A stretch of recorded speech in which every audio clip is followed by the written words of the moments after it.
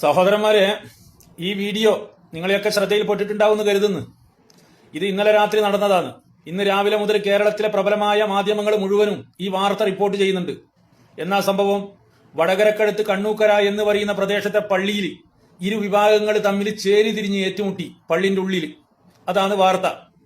എന്നാൽ നിങ്ങൾ കരുതൂ, ഈ ഏറ്റുമുട്ടുന്ന ഇരു വിഭാഗങ്ങൾ ഇരു സംഘടനയിൽപ്പെട്ടവരാണ്, അല്ലെങ്കിൽ മുസ്ലിം സമുദായത്തിൽപ്പെട്ടത് തന്നെ ഇതര വിഭാഗം ഇതര വിശ്വാസം പുലർത്തുന്ന രണ്ട് വിഭാഗങ്ങൾ ചേരിതിരിഞ്ഞിട്ട് ഏറ്റുമുട്ടുന്നതായിരിക്കൂ എന്ന് ചിലപ്പോൾ നിങ്ങൾ കരുതൂ. എന്നാൽ അതല്ല. ഞാൻ അന്വേഷിച്ച് നോക്കുമ്പോൾ ഇത് ഒരേ വിശ്വാസത്തിൽ ഒരേ കാലഘട്ടത്തിൽ മുതൽ സമുദായത്തിന് വേണ്ടിയിട്ട് സമുദായത്തിന് വേണ്ടി അഹോരാത്രം പ്രവർത്തിക്കുന്നവർ ഏറ്റുമുട്ടിയതാണ്, ചേരിതിരിഞ്ഞ് ഏറ്റുമുട്ടിയതാണ് ഇത്. അല്ലാണ്ട് മറ്റു രണ്ട് സംഘടനകൾ APEK അല്ലെങ്കിൽ മുജാഹിദ് ജമാഅത്ത് ഇങ്ങനെയുള്ള വിഭാഗങ്ങൾ തമ്മിൽ ഏറ്റുമുട്ടിയതല്ല. ഇത് സമുദായ സ്നേഹികളാണ്. സമുദായത്തിന് വേണ്ടി മാത്രം അഹോരാത്രം പ്രവർത്തിക്കുന്നവർ ചേരിതിരിഞ്ഞ് ഏറ്റുമുട്ടുന്ന രംഗാണ് നിങ്ങൾ ഈ കണ്ടുകൊണ്ടേയിരിക്കുന്നത്. എന്നാൽ ഇതിൽ വിഷമകരമായ ഒരു സംഭവം എന്താണെന്ന് വെച്ച് കഴിഞ്ഞാൽ, ഈ കാളപ്പോര് ഇവർക്ക് പള്ളിന്റെ ഉള്ളിൽ നിന്ന് നടത്തേണ്ട ആവശ്യമില്ലല്ലോ. ഇവർക്ക് പുറത്തിറങ്ങിയിട്ട് കാളപ്പോര് നടത്തുന്നതല്ലേ നല്ല? അങ്ങനെയല്ലേ സാധാരണ ഈ കാളപ്പോര് നടത്തുക? പള്ളിന്റെ ഉള്ളിലും വീട്ടിന്റെ ഉള്ളിലും കയറിയിട്ടാണോ കാളപ്പോര് നടത്തുക? അല്ലല്ലോ. എന്നാൽ ഇവർക്ക് പള്ളിന്റെ പുറത്തിറങ്ങിയിട്ട് കാളപ്പോര് നടത്തുന്നത് ആയിരിക്കും നല്ലത്. എന്തുകൊണ്ടാണ് ഇത് പറയുന്നത്? ആ പള്ളിന്റെ ഉള്ളിലേക്ക് പോലീസുകാർ കയറി വരുന്നു.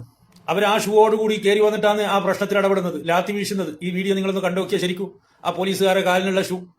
എന്നാൽ ഇതിപ്പോ ഇടതുപക്ഷത്തിന്റെ ഭരണകാലത്താണ് ഇങ്ങനെ ഒരു സംഭവം നടന്നത് എങ്കിൽ, ഇന്ന് കേരളം ഭരിക്കുന്നത് മുഖ്യമന്ത്രി പിണറായി വിജയനാണ് എങ്കിൽ, ആഭ്യന്തരം കൈകാര്യം ചെയ്യുന്നത് പിണറായി വിജയനാണ് എങ്കിൽ, എന്തായിരിക്കും ഇവിടുത്തെ പൂയില്?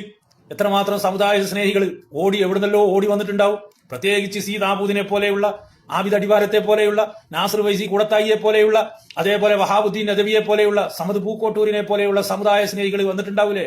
എന്തെല്ലാം പറഞ്ഞിട്ടുണ്ടാവും, എന്തെല്ലാം പ്രശ്നങ്ങൾ ഉണ്ടാവും, സോഷ്യൽ മീഡിയയിലേക്ക് എന്തൊക്കെ ചർച്ചകൾ നടന്നിട്ടുണ്ടാവും.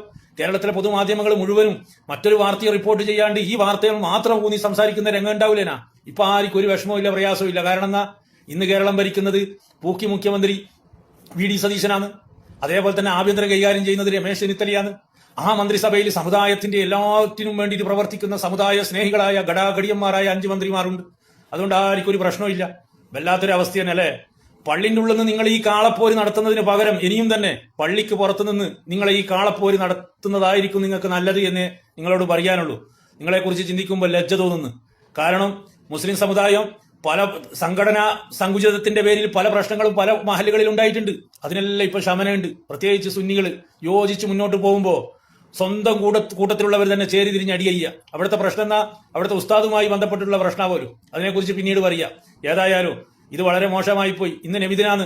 ഇന്നലെ ആ പള്ളിയിൽ നടക്കേണ്ടതെന്ന മൗലൂദാണ്. ആ മൗലൂദിന് പകരം ആ പള്ളിയിൽ നടന്നതെന്ന കാളപ്പോര്. നിങ്ങളെ കുറിച്ചിട്ട് എന്ത് പറയാനാ? ഒന്നും പറയാനില്ല. പണ്ടേ ഞാൻ പറഞ്ഞുകൊണ്ടേയിരിക്കുന്ന, പണ്ട് അംസക്ക പറഞ്ഞു വെച്ച അതേ നിങ്ങളെ കുറിച്ച് പറയാനുള്ളൂ. ഹദാ ഖൗമുൻ ജാഹിലൂൻ. മറ്റൊന്നും നിങ്ങളെ കുറിച്ച് പറയാനില്ല.